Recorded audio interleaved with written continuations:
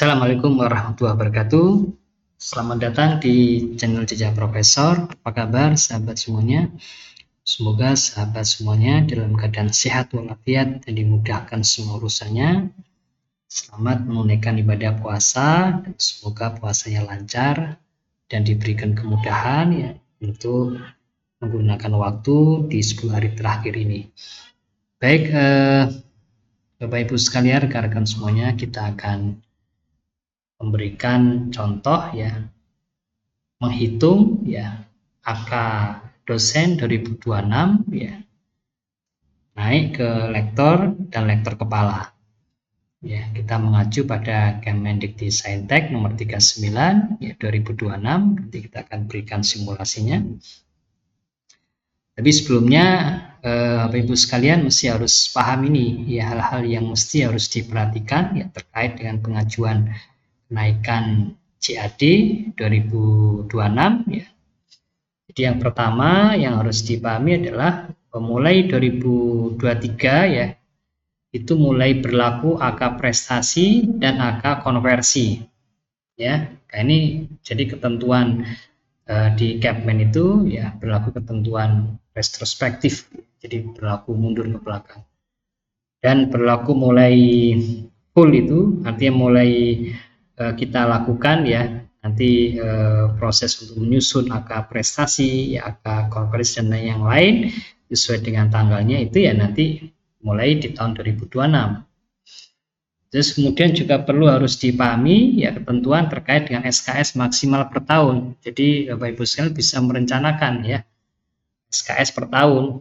Untuk yang AA ya paper per tahunnya itu 40 AK. Ini harus kita pahami itu.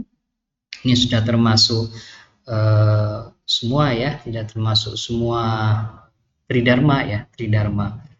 Jadi yang dimasukkan atau yang digolongkan menjadi yang non penelitian itu masuk ke AK konversi dan yang penelitian masuk ke AK prestasi. Jadi AA ini 40 ya, lektor 80 ya, lektor kepala 120 dan profesor 160 ya. Ini gabungan dari AK konversi dan AK prestasi karena sudah nggak ada lagi AK penyetaraan atau sudah nggak ada lagi AK integrasi ya. Jadi nanti mulai 2026 ya mulai ya kita nanti akan menghitung angka konversi dan prestasi. Angka konversi itu ya to refreshing aja ya Bapak Ibu sekalian itu diperoleh dari SKP, sasaran kinerja pegawai. Di penilaiannya nanti ada unsur pengajaran, ya pengabdian, masyarakat dan juga penunjang. Nah, di situ nanti ada minimal predikat baik ya. Jadi ada predikat baik, di atasnya ada predikat sangat baik. Nah, kalau saya menganalisis ini sebetulnya kita cukup aja dengan predikat baik. Ya, itu lebih menguntungkan ya karena kita punya kesempatan untuk memperoleh angka prestasi yang lebih banyak ya. Karena semakin besar angka konversinya ya berarti angka prestasinya akan semakin kecil. Sebaliknya kalau angka konversinya dari SKP baik ya, maka nanti angka prestasinya juga akan lebih banyak bisa kita peroleh. Nah, kemudian angka prestasi diperoleh dari angka penelitian. Maka jika SKP berpredikat baik, ya maka dapat memperoleh jatah ya angka prestasi yang lebih besar ya dibandingkan dengan SKP dengan predikat sangat baik. Nanti ada tabelnya, yang tabel itu juga sudah ada di Kemendikbudristek nomor 39. Nah, kemudian nanti akan dihitung ada angka kumulatifnya ya. Angka kumulatif itu dihitung dari angka konversi ditambah dengan angka pendidikan formal ya kalau belum dimasukkan, dan juga angka prestasi.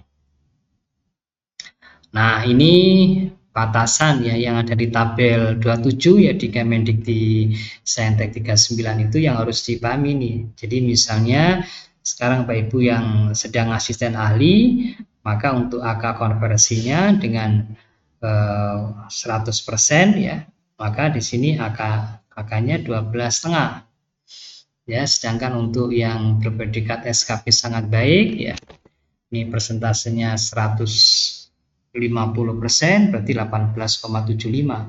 Sehingga kalau angka konversi kita 12,5, maka angka prestasi maksimum yang bisa kita klaim adalah 27,5. Beda dengan kalau angka 150, angka konversinya 150, maka maksimum angka prestasinya hanya 21,25. Ini lumayan, semakin besar jenjang atau semakin tinggi jenjang jabatan fungsional atau jabatan akademiknya, maka selisihnya semakin besar. Jadi misalnya kalau di ASEAN Ali ini selisihnya hanya 6 angka, sedangkan di lektor itu bisa selisihnya sampai 12 ya, 12,5 angka ya. Nanti di lektor kepala lebih banyak lagi. Nah, yang penting di sini ya, angka maksimum per tahunnya ini harus diperhatikan oleh Bapak Ibu sekalian, dan juga bagi tim PAK ya, tim PAK yang akan melakukan penilaian. Jadi nanti ini ada batasannya ya. Bisa jadi ada yang masih belum memperhitungkan ya angka prestasi di setiap tahunnya, yaitu harus disusun untuk tahun 2023. Jadi ada 2 tahun yang memang harus disusun ya, 2023 ya, 3 tahun ya, 2023, 2024 dan 2025. Nah, itu harus dipahami Ibu sekalian.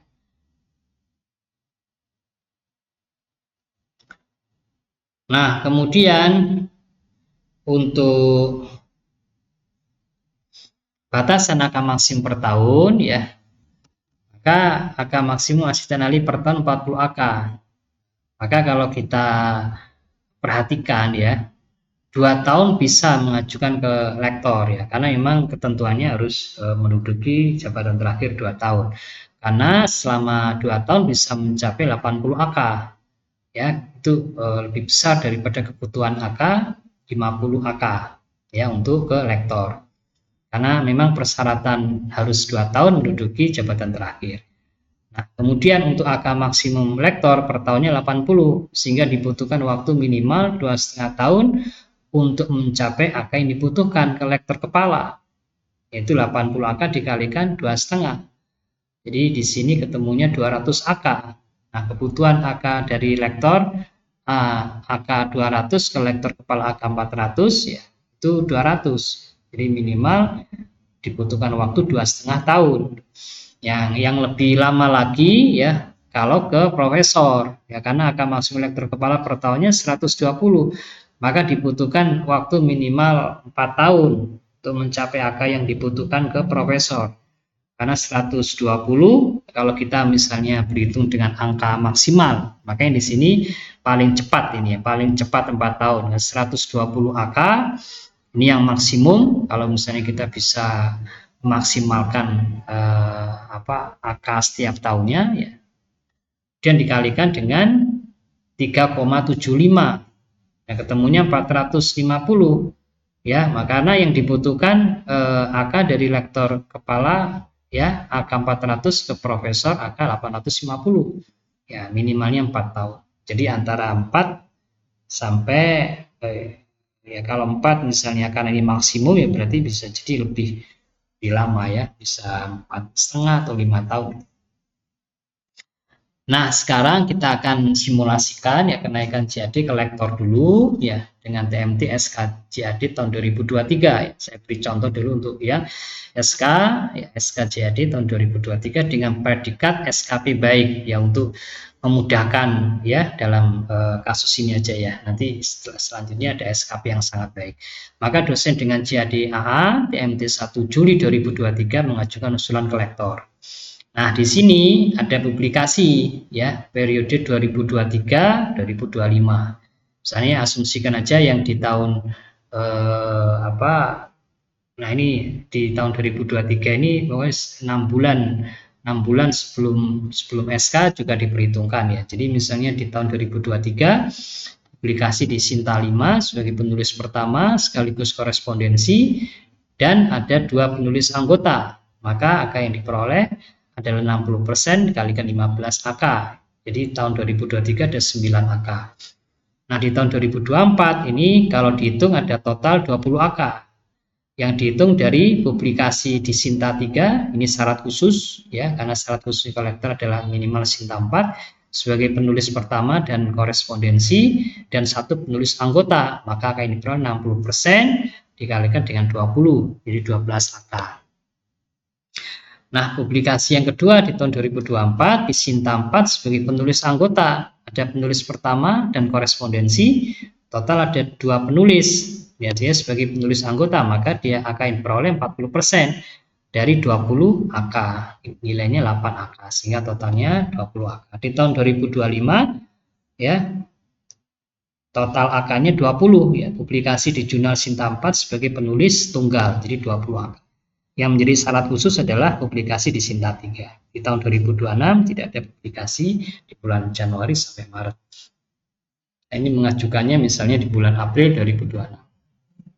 Nah, kalau kita hitung ya berdasarkan pada informasi AK prestasi dan juga dengan predikat SKP baik, maka di bulan Juli sampai dengan Agustus ya, jadi di sini ada 6 bulan ya predikat SKP baik, maka akan konversinya 6,25 ya. Kemudian kita tulis saja di sini ya AK prestasi maksimum, di sini ada penjelasannya, AK prestasi maksimum per tahun.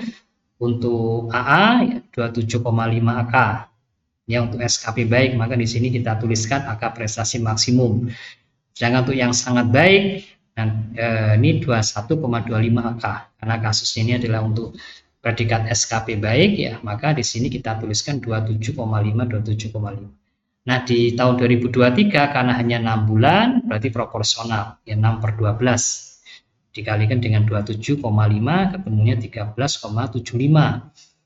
Tapi angka prestasi yang diakui ya 9 ya, karena tadi dari publikasi di tahun 2003 total 9 angka, sehingga di tahun 2023 di sini angka kumulatifnya 15,25.